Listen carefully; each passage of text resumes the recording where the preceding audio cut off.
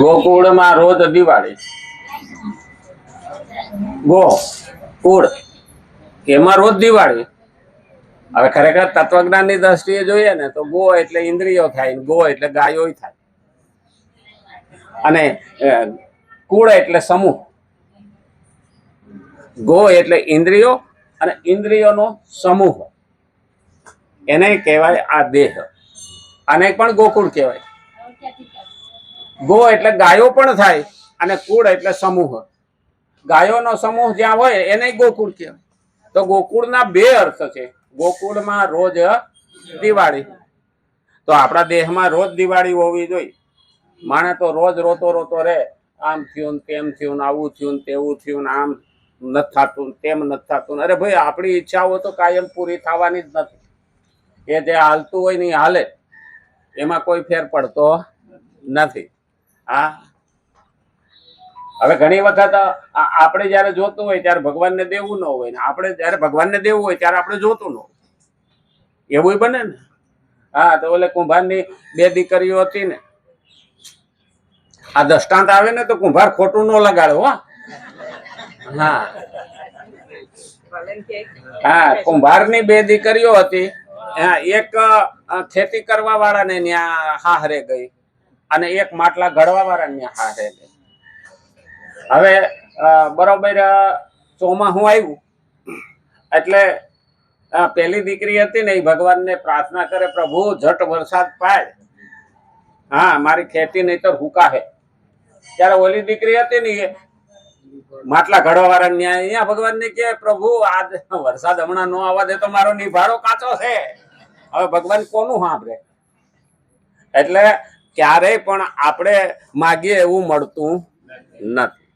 એટલે ગોકુળમાં રોજ દિવાળી ક્યારે આવે કે જયારે સમજી જાય ને, એને કહેવાય દિવાળી. બાકી જે સમજતા જ નથી ને એને તો કોઈ દી હોળી ખૂટતી જ નથી. હા, દિવાળીમાં સજાવી અને આગ લગાડવાની હોય, એટલે રંગોળી જેવા દીવા ગોઠવીને કરવાના હોય, અને હોળીમાં બધું ભેગું કરીને હળગાવવાનું હોય, અને હોળી. તો ભગવાન પાસે આપણે એવી માગણી તો ન જ કરી, અને માગણી કરીએ ને તો એ પ્રમાણે આપણું કઈ હાલતું નથી. અને ભગવાન જો બધાયનું કહેવા બેસે ને તો ઠેકાણું પડે જ નહીં. કારણ કે હર કોઈ ઉઠીને એમ કહે, હા તું આમ કર, ભગવાનને સલાહ દેવા માટે. હા, અને પછી પોતાને જયારે અનુભવ થાય ને ત્યારે કે સારું ઈ ખોટું હતું, પણ એમાં તો હાલે નહીં. ફિલ્મમાં રીટેક હાલે, પણ જે બોલો ગોળ મદાડીઓ તાર ઉપર હાલતો હોય ને એમાં રીટેક નો હાલે. એમાં જે ચૂક થઈ ને એટલે ગયો હેઠો. આ તો એના જેવું છે, કારણ કે જે પાક્કું છે એ પાક્કું જ છે. વડલા હેઠે ઓલો હૂતો હતો ને, હા, અને હુતા હુતા વિચાર આવ્યો, બોલો ભગવાન એ મૂર્ખો છે. હા, આવડું મોટું ઝાડવું ને આવડા આવડા ટેટા કર્યા છે, અને ઓલા નાના નાના વેલા છે, અને એમાં આવડા આવડા તરબૂચ કર્યા. ભગવાનમાં અક્કલ નથી. હા, એને એમ હુતા હુતા વિચાર આવ્યો, બોલો. અને ઘડીક થયું ને ઉપરથી ટેટું પડ્યું નાક ઉપર, હાફ થઈ બેઠો થઈ ગયો કે હાડો મૂર્ખો તો હું શું, કે જો તરબૂચ વધ તો મારી દિશા કેવી થાત. એટલે ઘણી વખત આપણને ભગવાનની ભૂલ કાઢતા આવડે, પણ જયારે પ્રસંગ આવીને ઉભો રહીએ ને ત્યારે આપણને ખબર પડે કે ના ના ભગવાન હાચો ને આપણે ખોટા. એટલે સમજવા માટે પણ ભગવાનના વિચારો આપણે લેવા પડે. અને એ માટે થઈને આપણે રોજ 1 કલાક ભગવાનને આપીએ છીએ, અને 1 કલાક પ્રભુ તારા માટે, 24 કલાકમાંથી 23 કલાક મારા માટે. અને એટલે શ્રીમદ ભગવદ્ ગીતા 3જો અધ્યાય 35મો શ્લોક આપણે જોઈએ છીએ. ત્યાગ કર્મયોગ, અને બોધ એટલે જ્ઞાનયોગ, ત્યાગ એટલે કર્મયોગ. હવે આનું મહત્વ કેમ આપ્યું? ત્યાગ એટલે મારે કંઈ જોઈતું નથી, અને જે હું કર્મ કરું બીજાના હિતમાં એને કર્મયોગ કહેવાય. કર્મયોગની સાદી ભાષા આપી દીધી. ત્યાગનું મહત્વ છે, પણ કઈ રીતનો ત્યાગ હોવો જોઈએ? હા, ઓલા ભાઈ કુવામાં જોવા ગયો, હવે 200 ફૂટ ઊંડો હતો કુવો, કે હાડું કેટલું પાણી છે જોવા ગયો, ને ખિસ્સામાં રૂપિયો પડ્યો તો ચાંદીનો, વાંકો પડ્યો થારો અંદર પડી ગયો. હવે આજુબાજુ જોયું કે દોડ્યું નહીં, આજુબાજુ કોઈ વ્યવસ્થા નહીં, કાઢવો કેમ? અંદર પડ્યો. પછી બોલે કુંડીમાં પાણી ભર્યું હતું ને હાથમાં લઈને કે મારા બાપની પાછળ તર્પણ, આ ત્યાગ કર્યો. એ ત્યાગમાં નો આવે. હા, ખોવાઈ જાય પછી આપણે કહીએ ત્યાગ આવ્યો, એને ત્યાગ કહેવાય નહીં. જે પોતાના આત્માથી મનથી વિચારીને સમજીને જે વસ્તુનો ત્યાગ કરે ને એને ત્યાગ કહેવાય. હવે કોઈક જૂટવીને વયો જાય ને પછી કે મેં ત્યાગ કર્યો, એ હાલે નહીં. તો અહીં કીધું છે ત્યાગ બીજાના હિતમાં અને બીજાના ભલા માટે જે કર્મ કરે છે ને એને કર્મયોગ કીધો. અને બીજો કીધો બોધ. હવે બોધ એટલે જ્ઞાન. જ્ઞાન લેવાનો કેવો? માહિતી તો બધા લે છે. આજે સ્વાર્થ માટે બધા જ્ઞાન લે છે, મનોરંજન માટે બધા જ્ઞાન લે છે, પણ આત્માના કલ્યાણ માટે જે જ્ઞાન લેવામાં આવે ને એને જ્ઞાન યોગ. જે આત્માના કલ્યાણ માટે, આપણા આવનારી પેઢીના કલ્યાણ માટે અને ગયેલા પિતૃઓના કલ્યાણ માટે જે જ્ઞાન લેવામાં આવે તેને શું કીધું? જ્ઞાન યોગ. હવે ઘણી વખત આપણે એમ કહીએ ને કે ના ના અમે તો નિહારે કાયમ જ્ઞાન યોગમાં જઈએ છીએ. જ્ઞાન યોગ નથી, એ તો રોટલો કમાવાનું શિક્ષણ છે. હા, રોટલો કેમ કમાવો? Bread oriental education. મેકાલેનું શિક્ષણ જે ભારતમાં ઘુસાડ્યું 150 વર્ષ પહેલા અંગ્રેજોએ, મેકાલોનું તત્વજ્ઞાન આ હતું કે ભારતના યુવાનોને એવા બનાવી દો કે ભણ્યા પછી નકરો નોકરી જ માગ્યા કરે, આપણે એને ગુલામ રાખવાના. એટલે એ શિક્ષણ ઘુસાડી દીધું, એ આમને માગ્યું મેકાલે. એટલે ઘણી વખત આપણે એ ધ્યાન રાખવાનું હોય કે મેં લાઈફ ઓરિએન્ટલ એજ્યુકેશન લીધું એટલે જિંદગી કેમ જીવવી, કેવી જીવવી અને શા માટે જીવવી એનું શિક્ષણ હજી સુધી મળતું નથી. એ આપણું શાસ્ત્ર આપે છે. કારણ કે પહેલો જ પ્રશ્ન થાય ને કે હું માણસ થયો, મને શા માટે માણસ બનાવ્યું? આ પહેલો પ્રશ્ન થવો.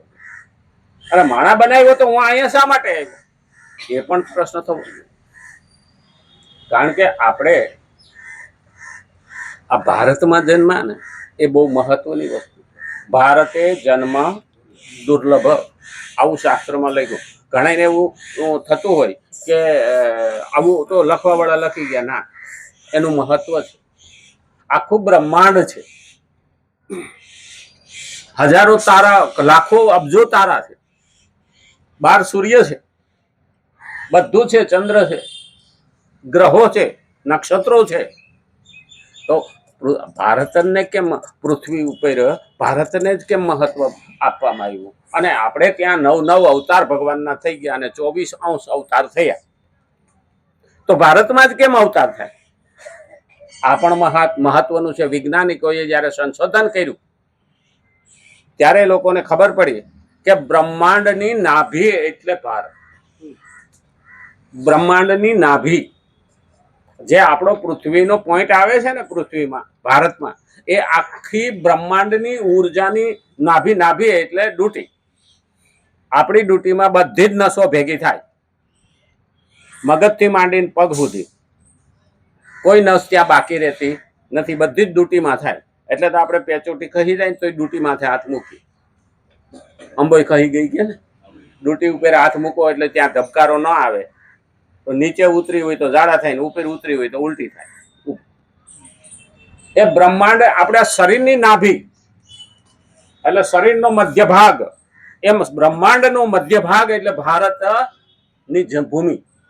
અને એટલે જ એમાં જ્યારે ઉર્જામાં અનબેલેન્સ થાય ત્યારે જે બેલેન્સ, ઉર્જાનું બેલેન્સ કરનારો બ્રહ્માંડનો માલિક એ નાભીમાં ઉતરે.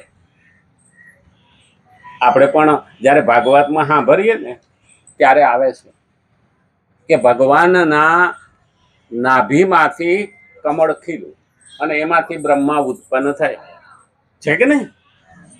તો ભગવાન એ નાભીમાં ઉતરે અને ફરી પાછો જન્મ લઈ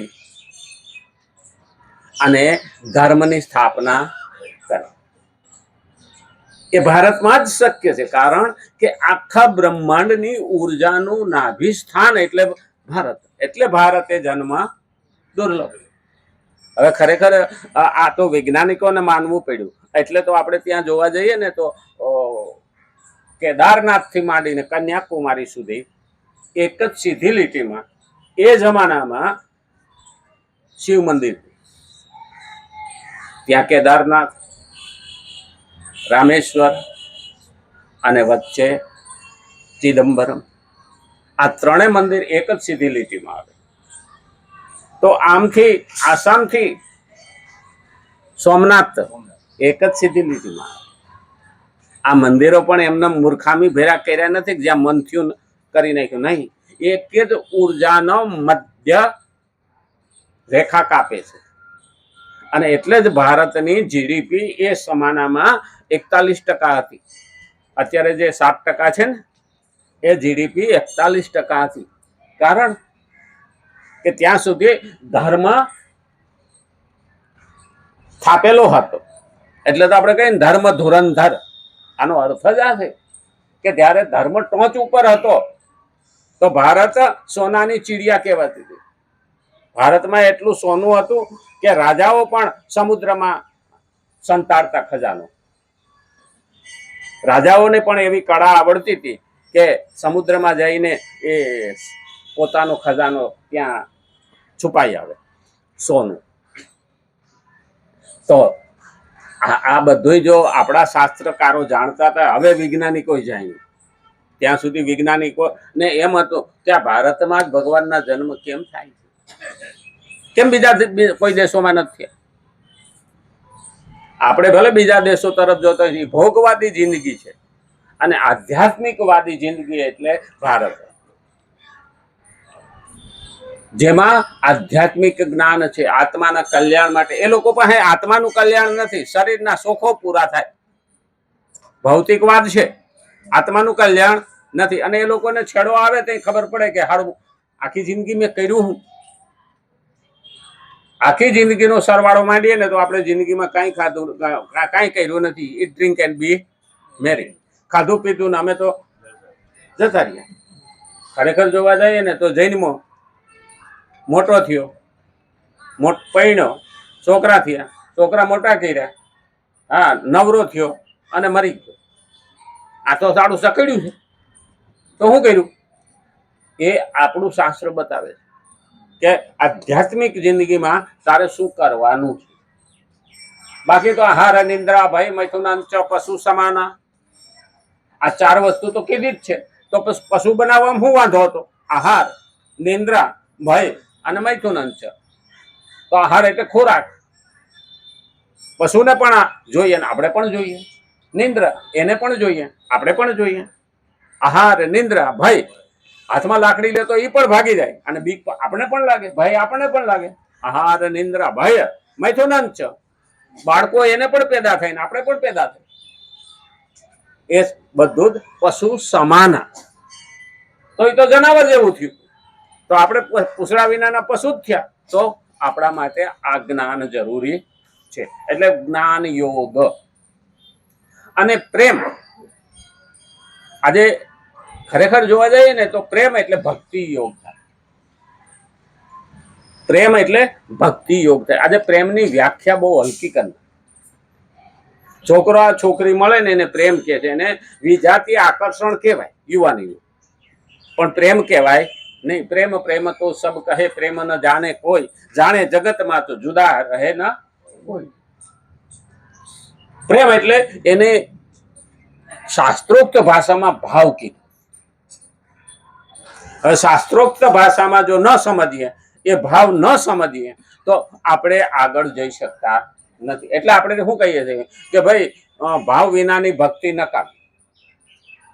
જેમ નમક વિનાનું શાક નકામ, એમ ભાવ વિનાની ભક્તિ નકામી. તો શું કરવું? અહીંયા કીધું છે પ્રેમ એટલે કે ભક્તિ યોગ. તો પ્રેમ કેવો હોવો જોઈએ? સ્વાર્થવી. મારે કઈ જોતું નથી. પદ, પ્રતિષ્ઠા, પાવર કે પૈસો, આ કઈ ન જોઈએ ને હું એને પ્રેમ કરું, એને કહેવાય અસલ પ્રેમ. અને એમાં જ આવે છે love is God and God is લવ.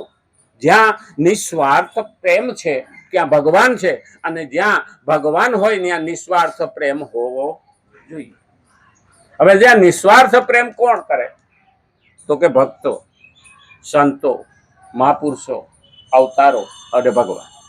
આ નિસ્વાર્થ પ્રેમ કરે છે, કારણ કે એને કંઈ જ જોઈતું નથી. આ ઋષિઓ આપણી પાસે આવ્યા ને, એને મોટાઈની પણ અપેક્ષા નહોતી, એને તો બ્રહ્મ મળી ગયા હતા. તો એની પ્રજા ઉપર નિસ્વાર્થ પ્રેમ કર્યો. શા માટે પ્રેમ કર્યો? ભગવાન મળ્યા એટલે તેને બધું મળી ગયું. તો ભગવાને જ આમ ન કીધું હોય એને કે ભાઈ મારા દીકરાઓ મારાથી આગા થયા છે તો તું મારી પાસે લઈ આવ. આ પણ મહત્વનું છે. આપણે જોવા જઈએ ને તો પેલા મેળામાં જાતા અને પછી આંગળી મુકાઈ જાય ગીરડીમાં અને છોકરું ખોવાઈ જાય. હવે હાથમાંથી છોકરો છૂટી ગયો, 5 વર્ષનો હતો,